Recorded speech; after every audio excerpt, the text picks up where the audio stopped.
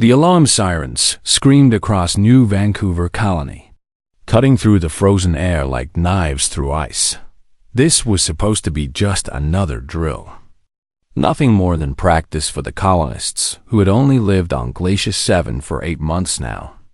But something went terribly wrong when the solar storm hit early and caught everyone off guard. Marcus Chun pressed his small hands against his ears as the noise echoed through the settlement's metal corridors.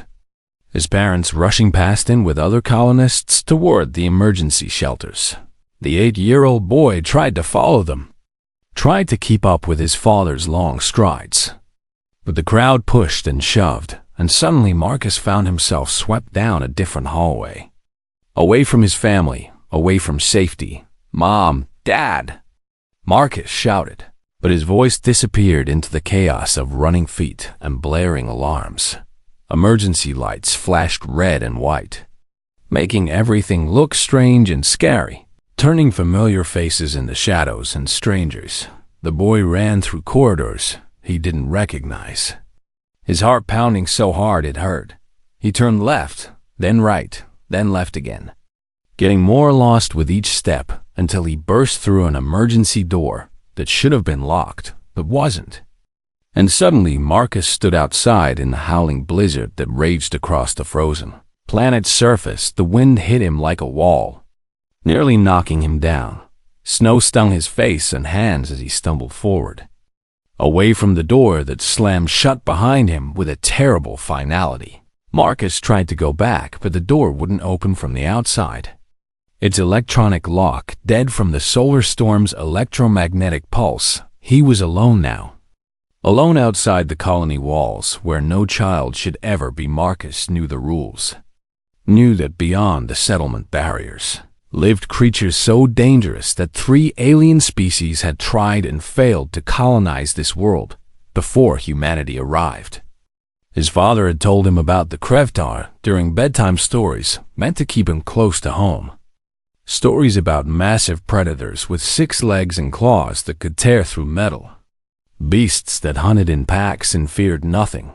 But those were just stories, Marcus had thought. Now, shivering in the blizzard with ice forming on his jacket, the boy realized the stories were real, and he was walking straight into their territory. The cold bit through his clothes within minutes. Marcus stumbled forward through snow that came up to his knees, his boots barely keeping him upright on the ice beneath. He couldn't see the colony anymore. Couldn't see anything except white snow and gray sky and the dark shapes of rocks jutting up from the frozen ground. His hands and feet started to go numb. Marcus knew this was bad. Knew that freezing was what killed colonists who stayed outside too long. So, when he spotted the cave entrance between 2 large boulders, he ran toward it without thinking about what might live inside.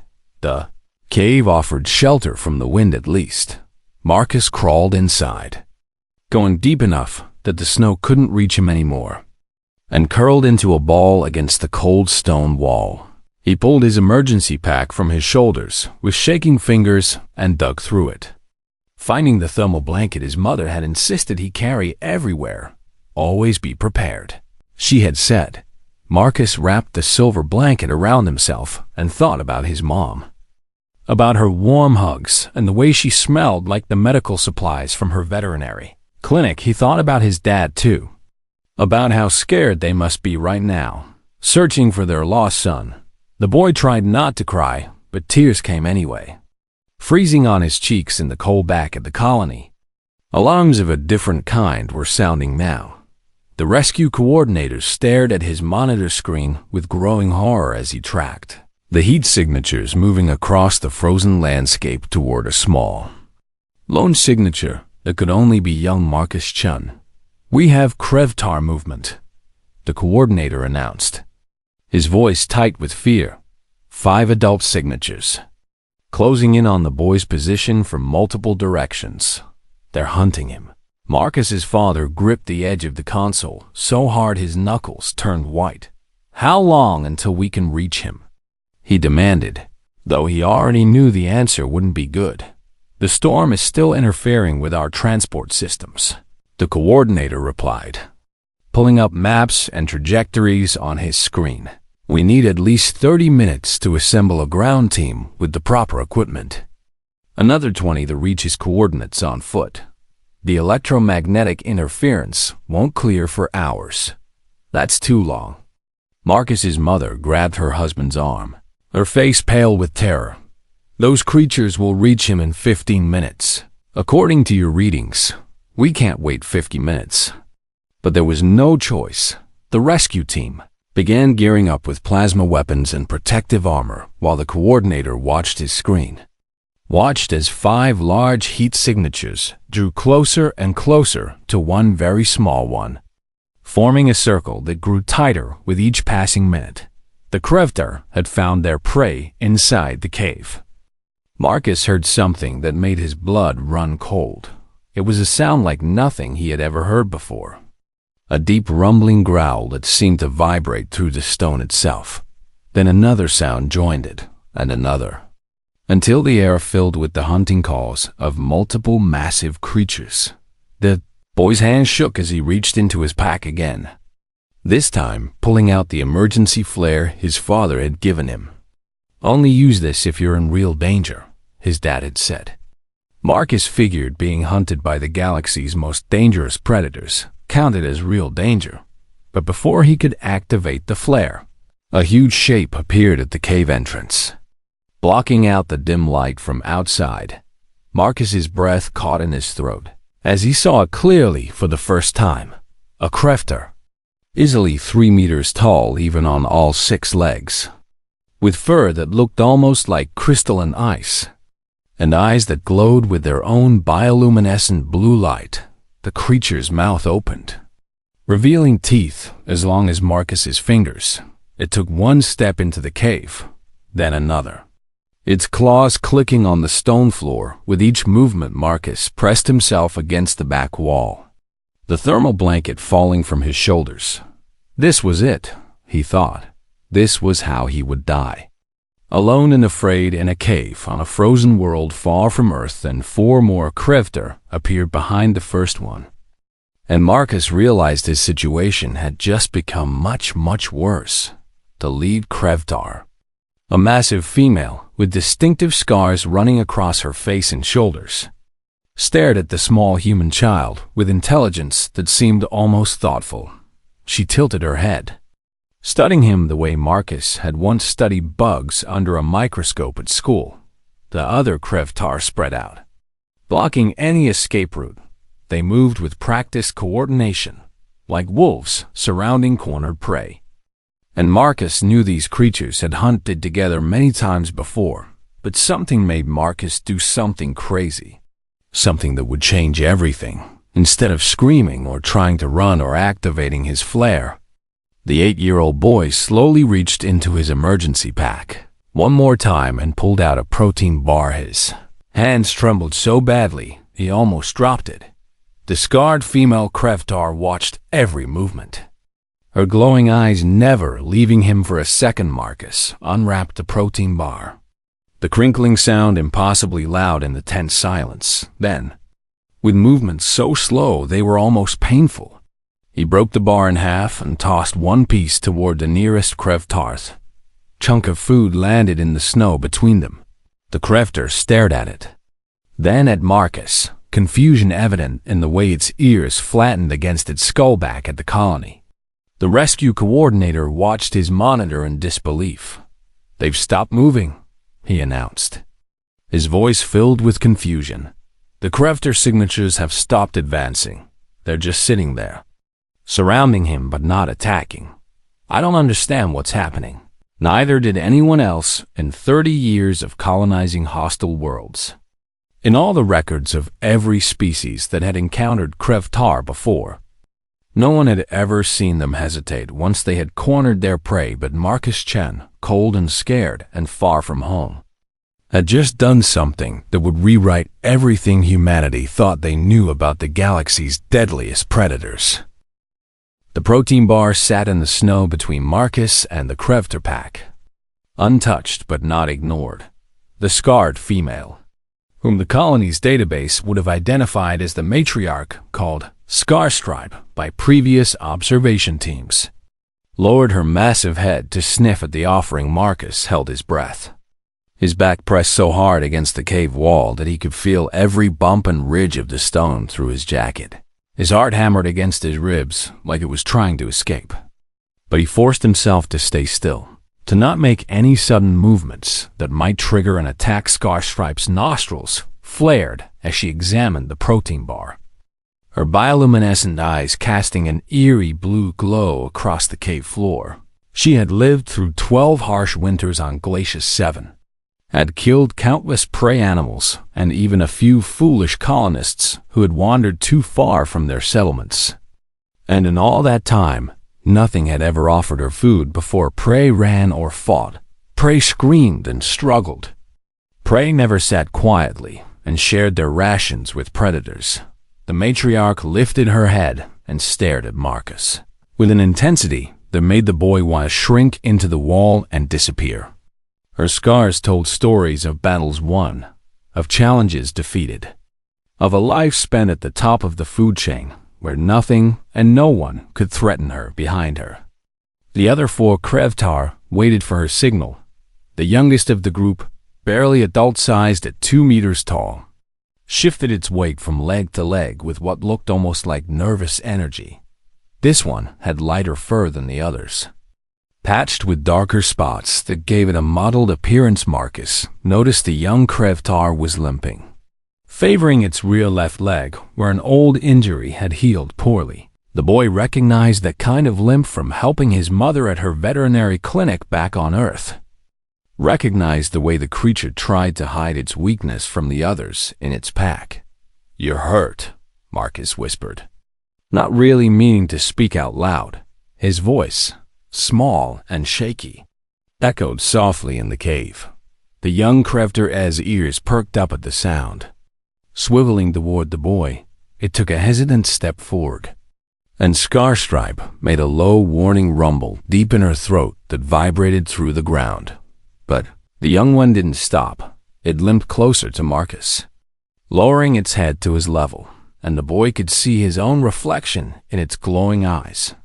Up close like this, Marcus could see that the Krevtar's fur wasn't just white but had rainbow hints in it, like oil on water or the inside of a seashell. Marcus thought about his dog back on Earth, a golden retriever named Buddy who had died of old age just before the family left for Glacius 7. He thought about how Buddy used to approach new people, cautious but curious, wanting to trust but not quite sure yet. Slowly, moving like he was underwater, Marcus extended his hand, not to touch the Krevtar, not to pet it like he would have petted Buddy, but just to show he meant no harm.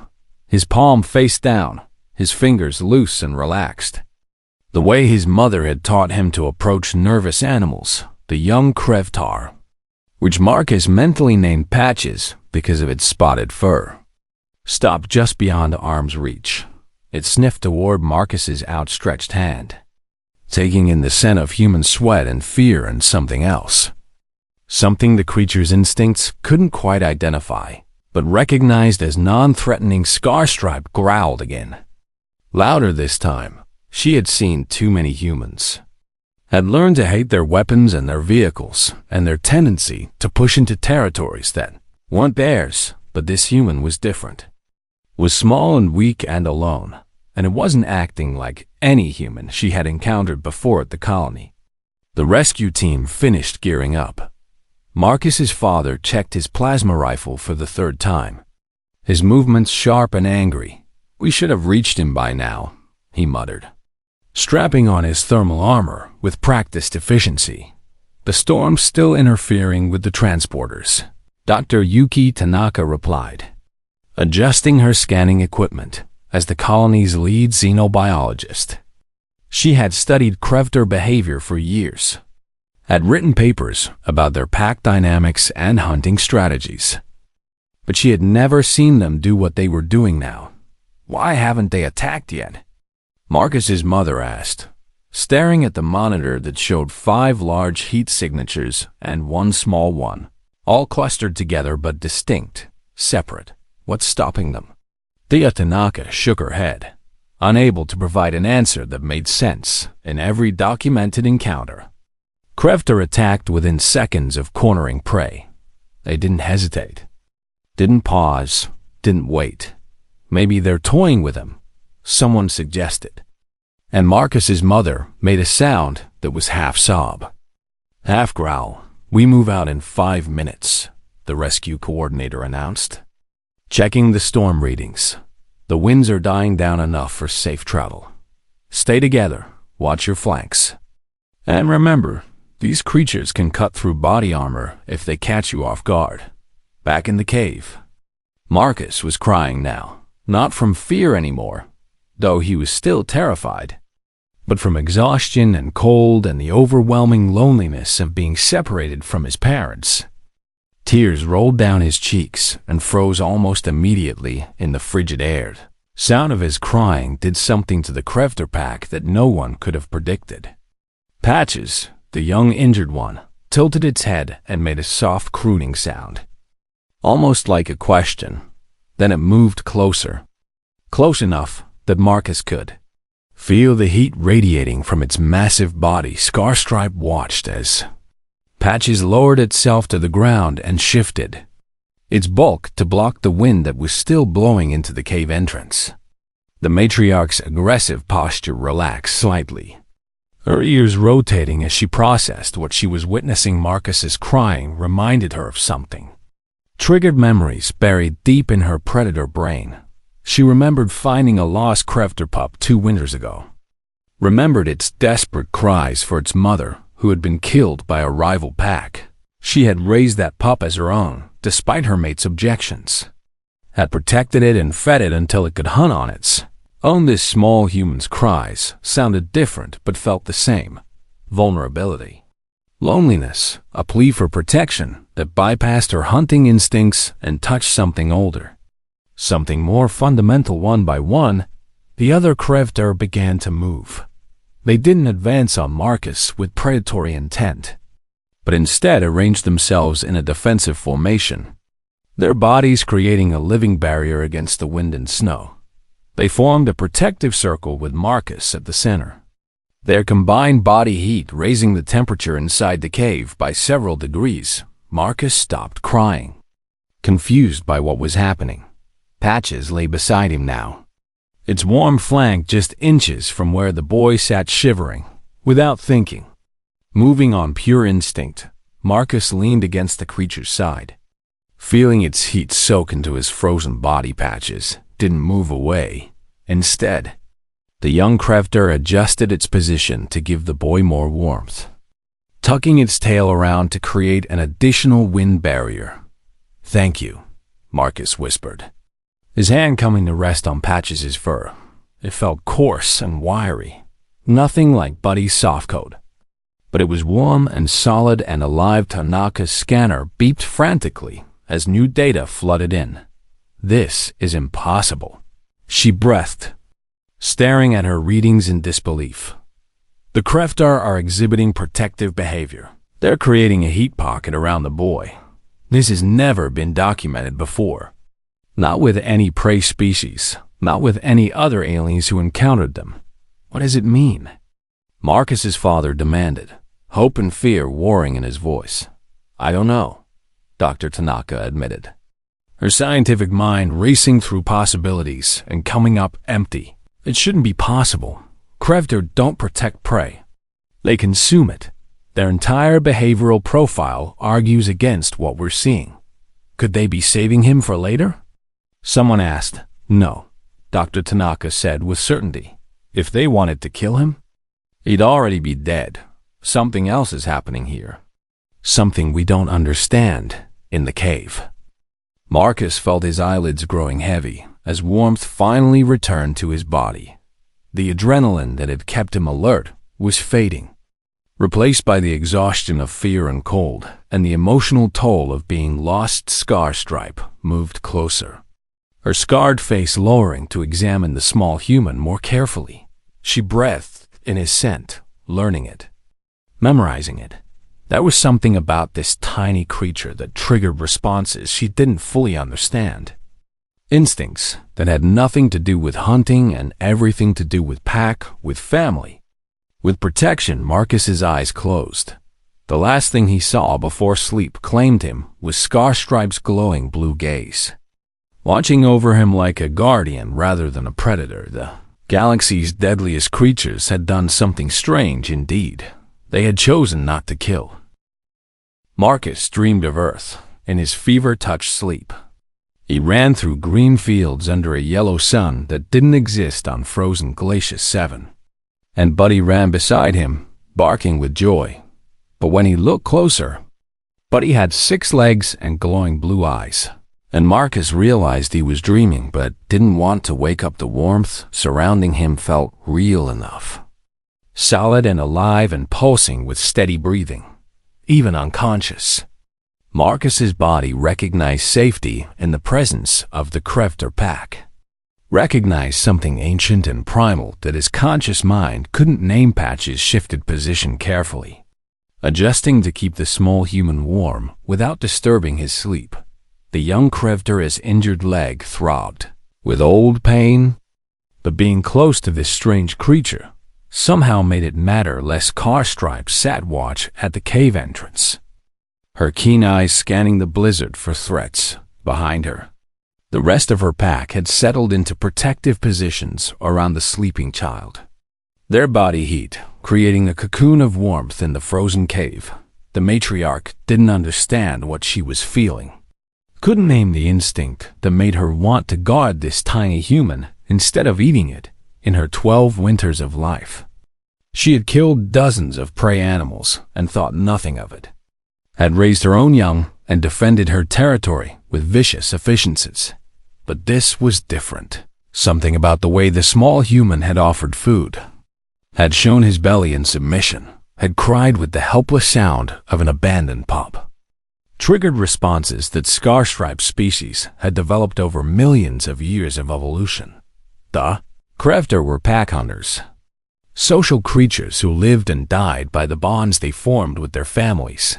They protected the weak within their groups, shared food with injured pack members, communicated through complex vocalizations and body language.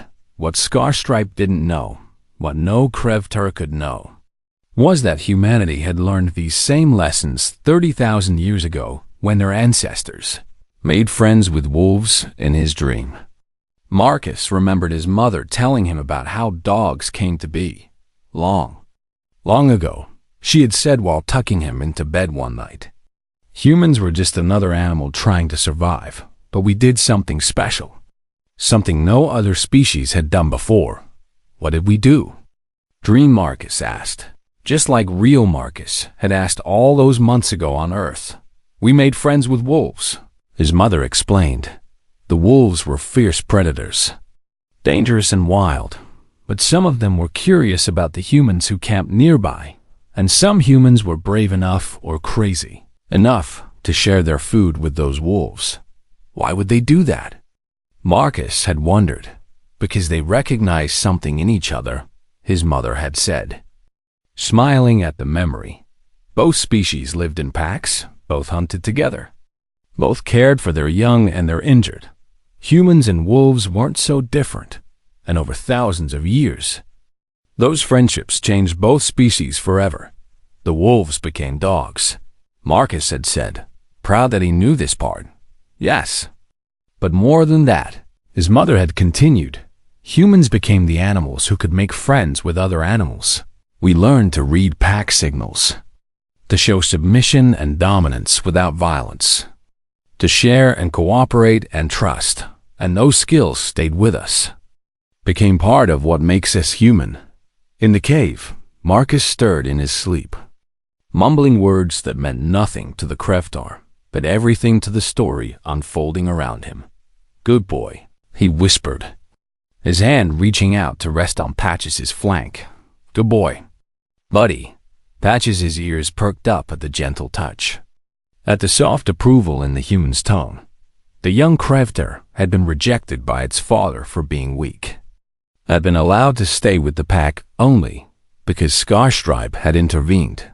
Acceptance and approval were precious things. Even from a tiny alien, the rescue team trudged through the snow, fighting winds that tried to push them back toward the colony. Marcus's father led the way, his rifle ready, his heart heavy with fear. There was still 10 minutes from Marcus's last known position, and every second felt like an eternity. "We're getting strange readings," Dr. Tanaka reported, studying her handheld scanner. "The Krevter signatures have stabilized. They're not moving at all now. And their body temperatures have increased slightly, which suggests..." "Suggests what?"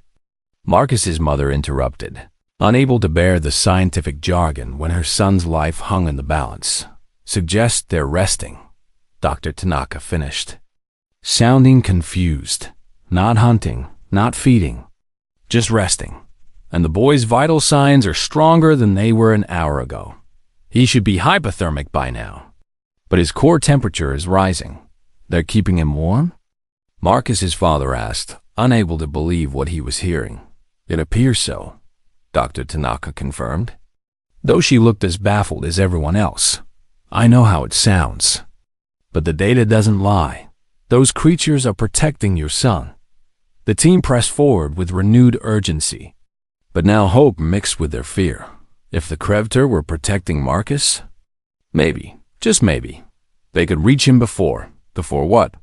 No one wanted to say out loud. Marcus woke slowly, his eyes opening to see the cave ceiling above him and the warm bulk of Patches beside him. For a moment, he couldn't remember where he was or why he wasn't in his bed at the colony. But then memory crashed back and he gasped. The Krevtar surrounding him stirred at the sound, their heads turning to regard him with glowing eyes. Marcus froze, waiting for the attack that should have come hours ago. But instead, Patches made a soft huffing sound and shifted to give the boy more room. "You're still here," Marcus said quietly, his voice hoarse from crying. "You didn't eat me."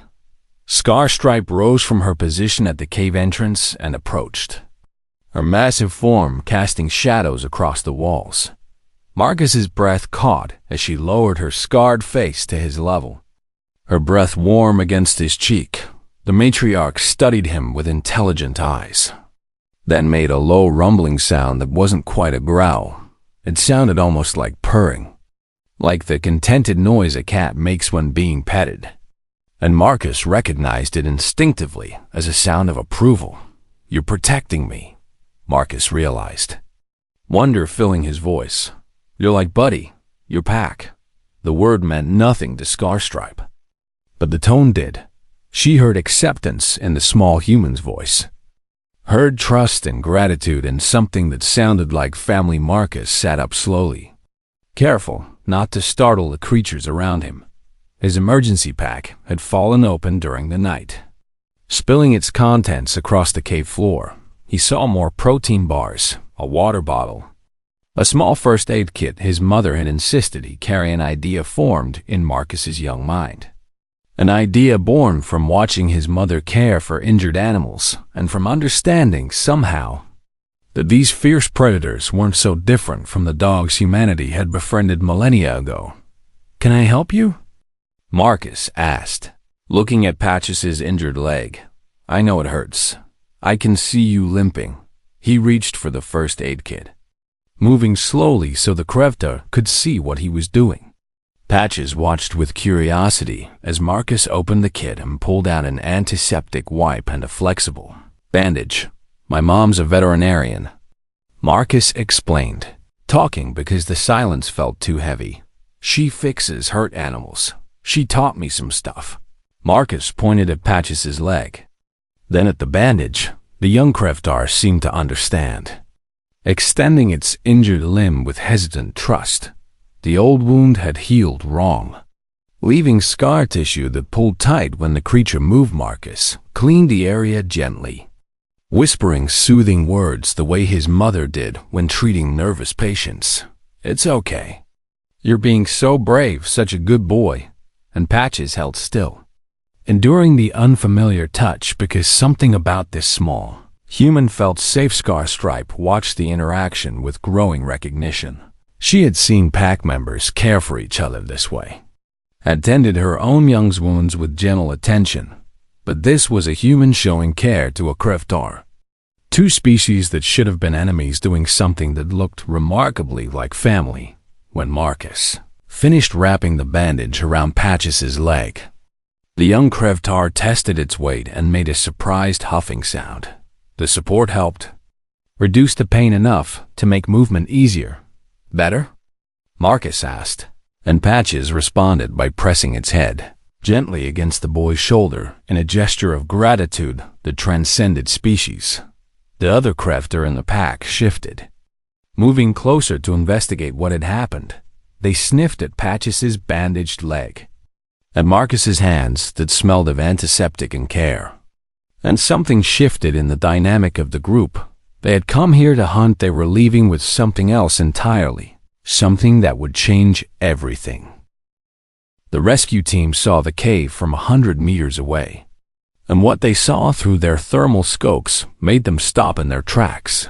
The Kreftar heat signatures were arranged in a defensive circle, the pattern unmistakable to anyone who had studied pack predator behavior. "They're guarding him," Dr. Tanaka breathed, her scanner showing energy patterns she had never seen before. This is exactly how they protect their own young, the formation. The body positioning everything. Marcus's father raised his rifle, his finger hovering near the trigger. Every instinct screamed at him to rush forward, to save his son from the monsters surrounding him. But Dr. Tanaka grabbed his arm with surprising strength. "Wait," she commanded, her scientist mind working faster than her fear. "If we attack now, we could trigger a defensive response. They might hurt Marcus trying to protect him from us." "Protect him from us?" Marcus's mother asked, her voice shaking. "Those things are killers. They've slaughtered colonists, destroyed 3 alien settlements before we even arrived. How can you say they're protecting our son?" Tanaka pulled up data on her tablet, showing the team readings that defied everything they knew about Kreftar behavior. "I can't explain it, but the evidence is clear. Marcus is warmer now than he was an hour ago. His heart rate is steady. And those creatures haven't shown a single sign of predatory aggression since they surrounded him. So what do we do?" the rescue coordinator asked. Torn between training and the impossible situation before them, "We approach slowly," Dr. Tanaka decided. "Taking charge, weapons lowered but ready. We let them see we're not a threat unless they force us to be." Inside the cave, Marcus heard voices carried on the wind, human voices, familiar voices, and he jumped to his feet with a cry of joy. "Mom! Dad! I'm here!" The Kreftar pack reacted instantly to his movement and his shout. Scarstripe moved to block the cave entrance, while the others formed a tighter circle around Marcus, their protective instincts kicking into overdrive. No, it's okay," Marcus said quickly, putting his hands on Patches's flank. "Those are my parents. They're my pack. They won't hurt you." But the Kreftar didn't understand his words, only his tone, and they remained on high alert as the rescue team approached the cave entrance. Marcus's father saw his son alive and surrounded by predators, and something in him broke. He raised his rifle despite Dr. Tanaka's warnings, despite the tactical danger, because that was his child in there and nothing else mattered. "Stand down," the Tanaka shouted, but her voice was lost in the howling wind. Scarstripe saw the weapon and recognized the threat. She had faced human guns before, had lost pack members to their burning plasma bolts. She roared a challenge that shook snow from the cave walls, her body tensing to attack the humans who threatened her newfound pack member. "No!" Marcus screamed, throwing himself between Scarstripe and his father. "Don't shoot!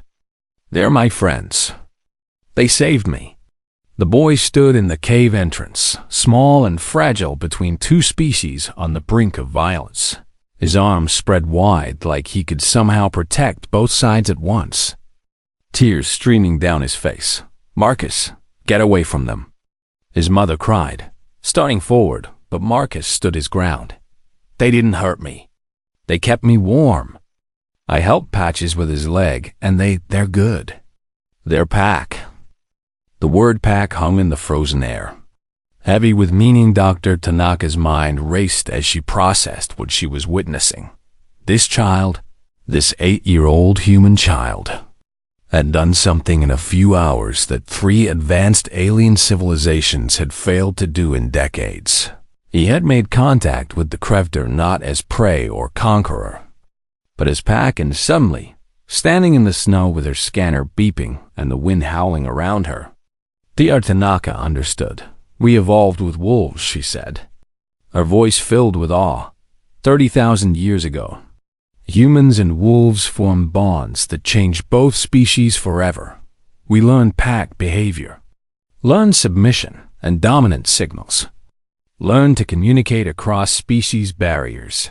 What does that have to do with now? Marcus's father demanded, his rifle still aimed at Scarstripe. "Everything," Dr. Tanaka replied, lowering her own weapon and stepping forward with her hands raised in a non-threatening gesture. "The Crefter are pack hunters just like wolves were. They have the same social structures, the same protective instincts, the same capacity for bonding." Marcus didn't approach them as prey or predator. He approached them as pack. She moved slowly toward the cave, watching the Crefter's body language for signs of aggression. He shared his food, showed submission by sitting instead of running, displayed vulnerability by crying. These are all behaviors that trigger pack bonding instincts. Scarstripe watched this new human approach, her muscles still tense but her ears swiveling to catch every sound. This human wasn't acting like a threat, wasn't moving like something that wanted to fight. Dr. Tanaka stopped a few meters from the cave entrance and slowly lowered herself to sit in the snow. It was a submissive posture, non-threatening, the same thing Marcus had done hours ago without knowing why. The Crefter aren't monsters, Dr. Tanaka continued, speaking to her team but watching Scarstripe. They're pack animals defending their territory from invaders. But Marcus didn't invade. He asked for help. And they responded the way pack members respond to vulnerable young. They protected him. Marcus's mother took a shaky breath and made a decision that went against every parental instinct she had. She lowered her weapon and approached the cave, moving slowly like Dr. Tanaka had done, and sat down beside the xenobiologist. "Please," she said, looking at Scarstripe with tears in her eyes, "please let me have my son back. I know you kept him safe. I know you protected him. Thank you. But he needs to come home." Her voice broke on the last word, and Scarstripe's ears flattened. The matriarch recognized grief in any language, recognized a mother's pain because she had felt it herself when she lost her own. Up to the harsh winters, Marcus walked forward and placed his hand on Scarstripe's scarred face. "It's okay," he said softly. "They're scared like you were scared. But they're good pack, too. We can all be packed together."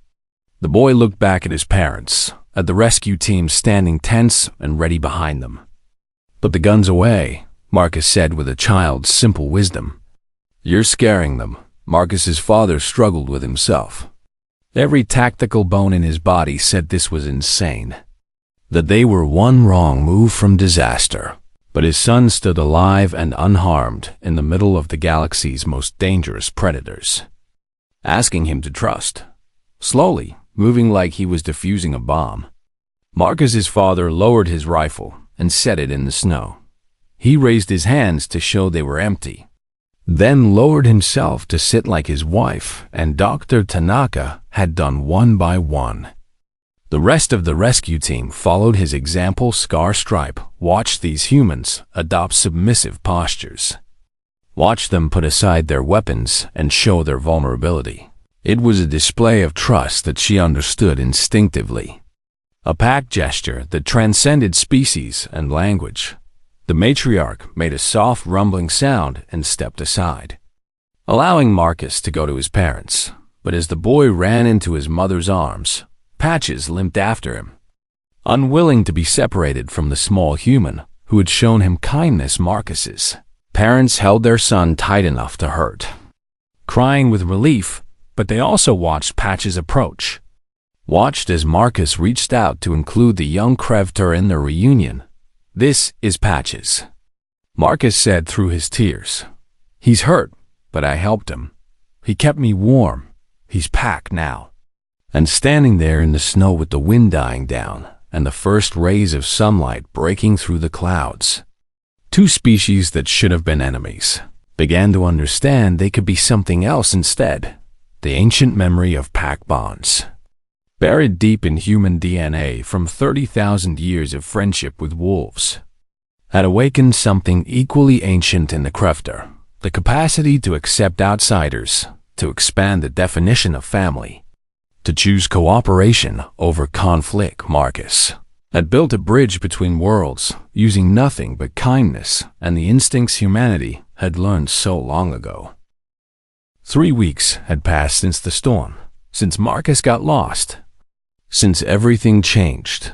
The colony looked the same from the outside, with its metal buildings and protective barriers and scanning towers. But inside everything was different. Marcus stood at the new observation post on the colony's western edge, watching Patches play in the snow with 2 other young Krevtor. The bandage was gone now, replaced by careful physical therapy that Marcus's mother had designed based on her veterinary training. "He's moving better," Dr. Tanaka said. Coming to stand beside the boy, she held a tablet filled with data, research that was revolutionizing xenobiology across known space. "The limp is almost gone. You did good work there," Marcus smiled, his breath making clouds in the cold air. "Mom did most of it. I just helped." But both of them knew that wasn't quite true. Marcus had been the bridge, the translator not of words but of behavior, teaching the colonists how to approach Krevtor without triggering their defensive instincts. The colony had lost colonists at Krevtor attacks before Marcus got lost, 13 people over 8 months, killed in territorial disputes or hunting accidents. But in the 3 weeks since the boy's rescue, not a single violent encounter had occurred. "The Galactic Council is demanding a full report," Dr. Tanaka said, scrolling through messages from a dozen different species. "They can't believe what we've accomplished here. 3 alien civilizations tried to colonize Glacius 7 before us, and all 3 failed because they couldn't coexist with the Krevtor. What did they do wrong?" Marcus asked, though he thought he already knew the answer. "They tried to exterminate the Krevtor or drive them away," Dr. Tanaka explained. "The Zilarians used advanced weaponry. The Kikstal built walls and force fields. The Hynari tried to capture and relocate entire packs, but they all treated the Krevtor as obstacles to be removed, not as intelligent beings to be understood." Marcus watched Patches tumble in the snow with his friends. "They just needed someone to be nice to them," Dr. Tanaka laughed. Though her eyes were wet, "It's more complex than that. But yes, essentially. Yes, humans have a 30,000-year history of befriending predators. And that experience taught us something other species never learned." She pulled up images on her tablet, showing Marcus pictures from Earth, wolves and humans hunting together, dogs and children playing. The ancient bond that had shaped human civilization. "We learned that predators aren't evil. They're just trying to survive," Dr. Tanaka continued. "We learned that pack animals respond to pack behavior, submission, cooperation, shared resources. We learned these lessons so long ago they became instinct." Marcus thought about this while watching Scarstripe emerge from the tree line. The matriarch had become a regular visitor to the colony, bringing her pack to the neutral zone where humans and Krevtor could interact safely. "Is that why I knew what to do?" Marcus asked. "Because of the wolves from a long time ago?" "Partly," Dr. Tanaka agreed, "but mostly because you're a kind, brave kid who saw scared animals instead of monsters. You treated them the way you treat any hurt, scared creature, and that made all the difference." Marcus's mother approached, carrying medical supplies for the afternoon's checkups. She had established the first cross-species veterinary clinic in galactic history, treating Krevter injuries and illnesses alongside the colony's domestic animals. "Ready to help?" she asked Marcus, ruffling his hair. "Always," Marcus replied. Following his mother toward the clinic, Starstripe was already waiting, and beside her was a young Krevter pup that couldn't have been more than a few weeks old. The matriarch made soft, rumbling sounds. Clearly anxious about her newest pack member, Marcus's mother knelt slowly, her movements careful and deliberate. "May I examine your pup?" she asked, even though she knew Starstripe couldn't understand the words, but the tone mattered. The gesture of respect mattered. Starstripe lowered her head in what the humans had learned to recognize as permission. She trusted these humans now, trusted them with her most precious possession. And that trust meant everything. Marcus helped his mother check the pup's health, measuring its temperature and checking its reflexes while Starstripe watched with protective intensity. The pup was healthy and strong. And when the examination was over, it tumbled toward Marcus and tried to climb into his lap. "You've made quite an impression," Marcus's mother said, smiling at her son. "The Krevter are telling each other about the small human who helps pack members. Starstripe's pup will grow up knowing humans as friends, not threats." The implications were staggering. A generation of Krevter raised to see humans as pack would change the colony's entire future. Marcus's father stood watch from the observation post, his rifle now loaded with tranquilizers instead of plasma rounds. He still struggled with what had happened, with how close he had come to shooting creatures that were now protecting his son. But he was learning. Dr. Tanaka joined him, following his gaze to where Marcus sat surrounded by Krevtar young. "Your son did something remarkable," she said. "He solved a problem that stumped some of the galaxy's most advanced civilizations." "He's 8 years old," Marcus's father replied, his voice rough with emotion. "He shouldn't have had to, but he did." Dr. Tanaka interrupted gently. "And because he did, we have a chance at real coexistence. The other colonies that came before us failed because they approached Glacier 7 as conquerors. Marcus approached it as a neighbor." She pulled up long-range scans showing Krevter packs throughout the region. "The word is spreading through their population. Starstripe's pack has made contact with 3 other packs, sharing what they learned about humans. We're seeing reduced aggression across the board, increased curiosity instead of hostility." "So, what happens now?" Marcus's father asked. "Now we formalize it," Dr. Tanaka said, excitement clear in her voice. "We're establishing a joint research station, a place where humans and Krevter can interact freely. We're developing communication protocols, studying their language, teaching them about us while we learn about them. And Marcus? Marcus becomes our youngest ambassador," Dr. Tanaka said with a smile. "The boy who taught humanity's oldest lesson to a new species on a frozen world, light years from Earth." That evening, as the sun set over Glacier 7's icy landscape, Marcus sat between his parents at the colony's central gathering space. The entire population had assembled to witness something unprecedented. Starstripe led her pack into the colony's main plaza, walking past barriers that had been opened for the first time since the settlement's founding. Other Krevter packs followed, drawn by curiosity and by the matriarch's trust. The colonists stood nervous but ready, their weapons holstered, their hands empty and visible. Marcus walked forward to meet Starstripe in the center of the plaza. The boy looked tiny next to the massive predator, but he showed no fear as he placed his hand on her scarred face. "Friends?" Marcus asked, knowing she couldn't understand the word but hoping she'd understand the meaning. Starstripe lowered her head, touching her forehead to Marcus's in a gesture that her species used to acknowledge. "Pack bonds." Then she raised her head and made a long, resonant call that echoed across the settlement. One by one, the other Krevter answered, their voices joining in a chorus that spoke of acceptance and alliance. The colonists responded with cheers and applause. And for the first time since they had arrived on Glacier 7, they felt like they belonged here. Like they were part of the world instead of invaders trying to conquer it. Dar Tanaka recorded everything, knowing that this moment would be studied for generations. Humanity had done something unprecedented, had succeeded where others failed. And they had done it by remembering the oldest friendship in their history. Marcus's mother hugged her son tight, whispering into his hair, "I'm so proud of you."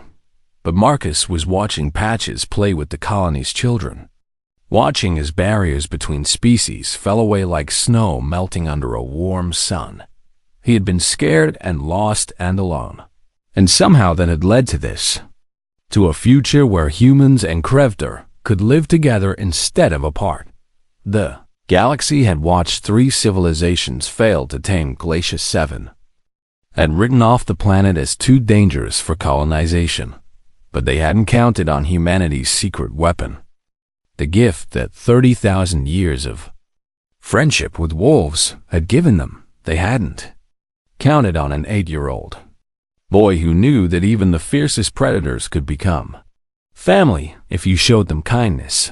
And as the stars came out above New Vancouver, and 2 species who should have been enemies shared the same space in peace, the galaxy learned what humanity had always known, that the strongest bonds aren't forged through conquest or domination, but through trust and compassion and the simple willingness to see another being as a friend instead of a threat.